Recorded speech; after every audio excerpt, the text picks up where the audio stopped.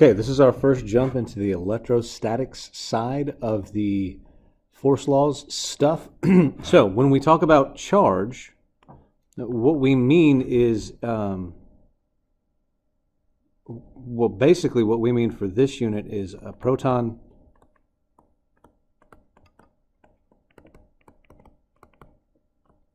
protons and electrons carry charge.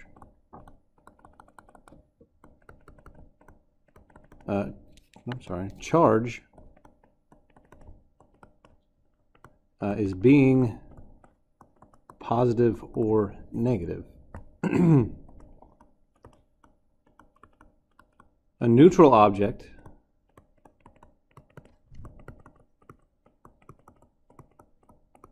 has equal amounts of positive and negative charge. So when we talk about a neutral object, it has charge, but is not charged.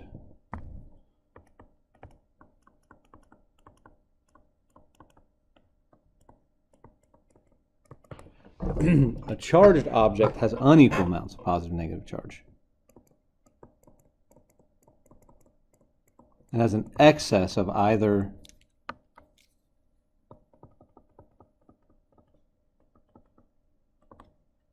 positive or negative charge. So, can charge ever be created?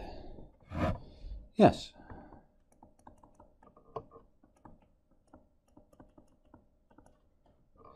Beta decay is the creation of charge.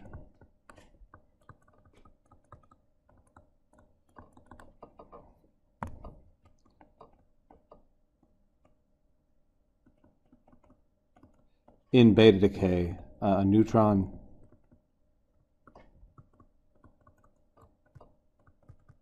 becomes a proton,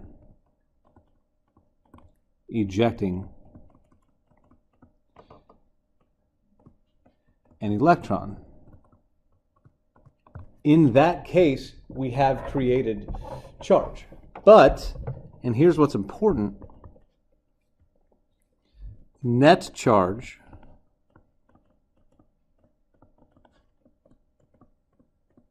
cannot be created. Another way that we can create charge is sort of randomly in nuclear reactions. You can get light to turn into an electron and a positron. But again, most of this is nuclear. We really only see charge creation in nuclear reactions. Something really special has to happen. But the very important thing is that net charge cannot be created. In beta decay, we lose an electron and a proton is left behind. We had nothing, and we got a positive and a negative out of it. We created two new charges, but we didn't create net charge. So when we talk about conservation of charge, we mean specifically that net charge cannot be created.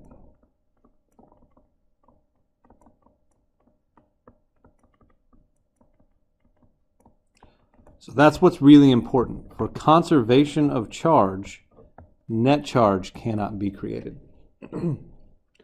What is the minimum value of charge that an object can possess?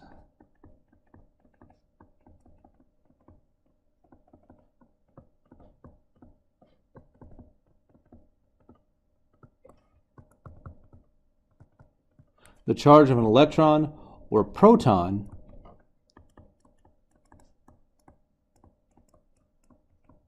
is the smallest unit of charge. Everything can be split until we get to an electron.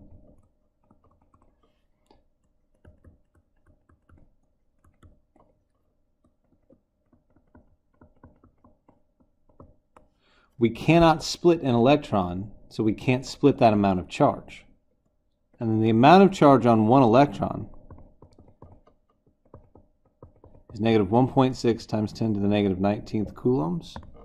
Likewise, on a proton, is 1.6 times 10 to the negative 19th coulombs. The electron is negative, the proton is positive. But that's our smallest unit of charge. Anything smaller than that would mean we'd have a portion of an electron or a portion of a proton, and that's just not something that happens. And that's what we have here for the charge of an electron and charge of a proton. What force holds atoms together to form molecules? This is the electric force.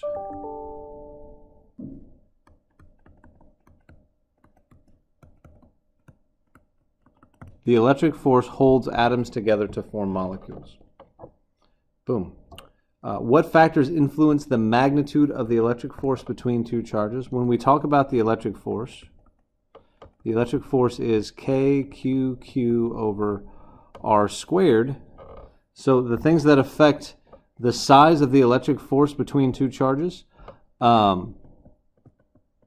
it's the size of each charge.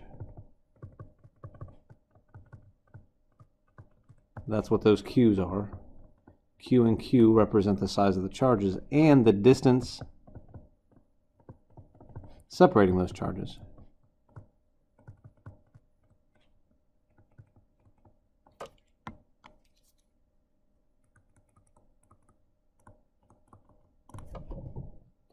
What factors influence the direction of electric force between two charges? Direction is determined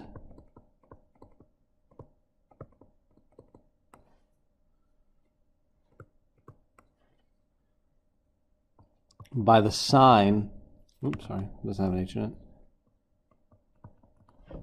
of the charges. So if I have two positive charges, they repel each other and the force is backwards. If I have a positive charge and a negative charge, they are attracted to each other. So it's towards each other. And then if I have two negative charges, they also repel each other. And that's how we determine the direction of those the force on those charges. One thing that we say is that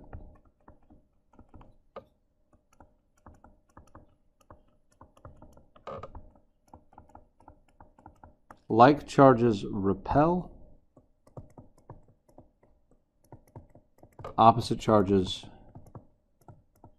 attract.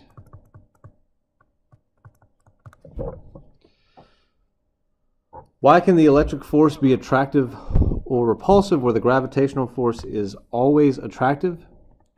We have two types of charge.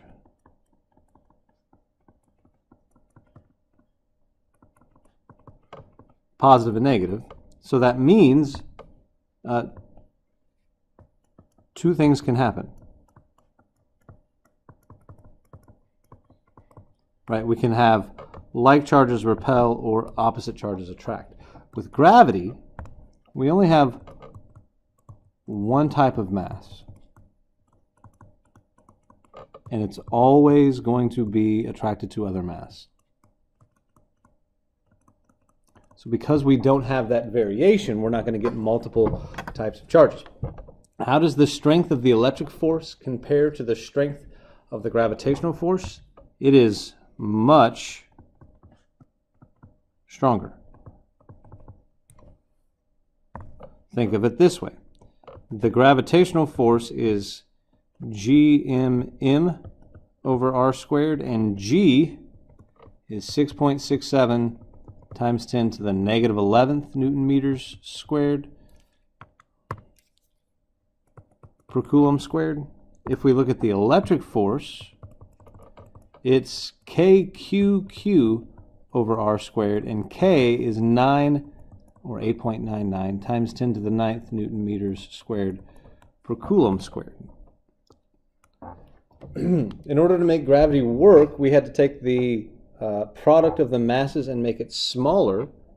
In order to make the electric force work, we had to make the product of the two charges larger. This, because K is bigger, means it's a much stronger force, which gives us our comparisons there, right? So they both depend on So both are proportional to 1 over r squared. That little symbol means proportional. Both can be attractive, but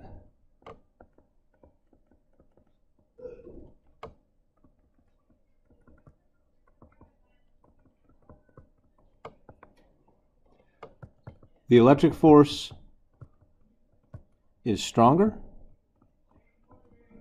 and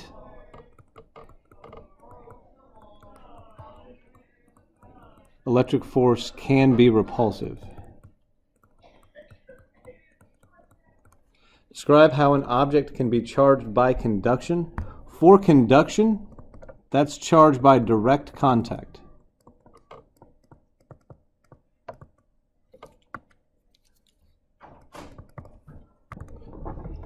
So to charge an object by conduction, we'll take a rod that's negatively charged and we'll touch it to a sphere that's neutrally charged. After we touch it, well, what happens when we touch?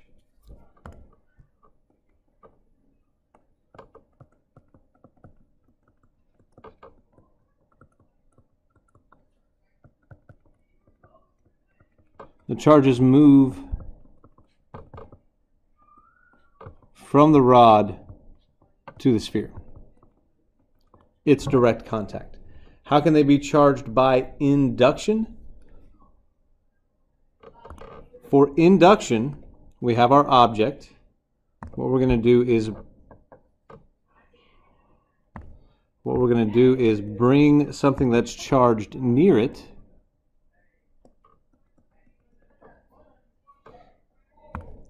So when we bring that near it, it's going to polarize the object.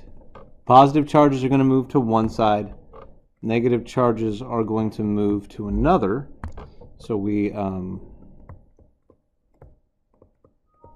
polarize the object.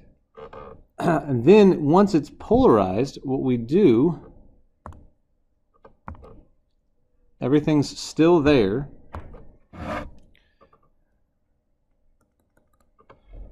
We're still polarized, but what we're going to do is remove some of those negative charges. Basically, we touch the other end.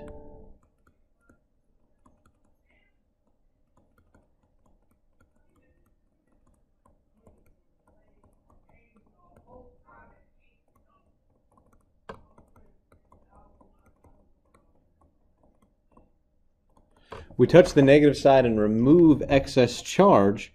When that happens,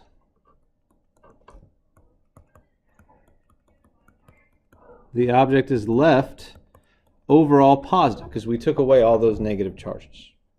Are you charged? No.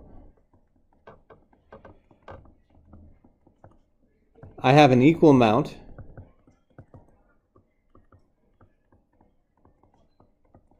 of positive and negative charges. So I'm not charged, I'm neutral. What is a conductor?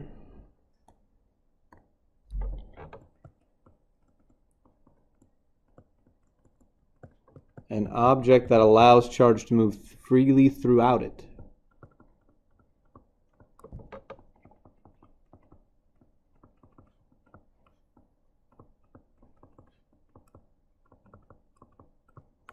What materials in general make good conductors? Metals. Metals are really good conductors because there's this sea of electrons. They have excess electric charge to move around from one place to another.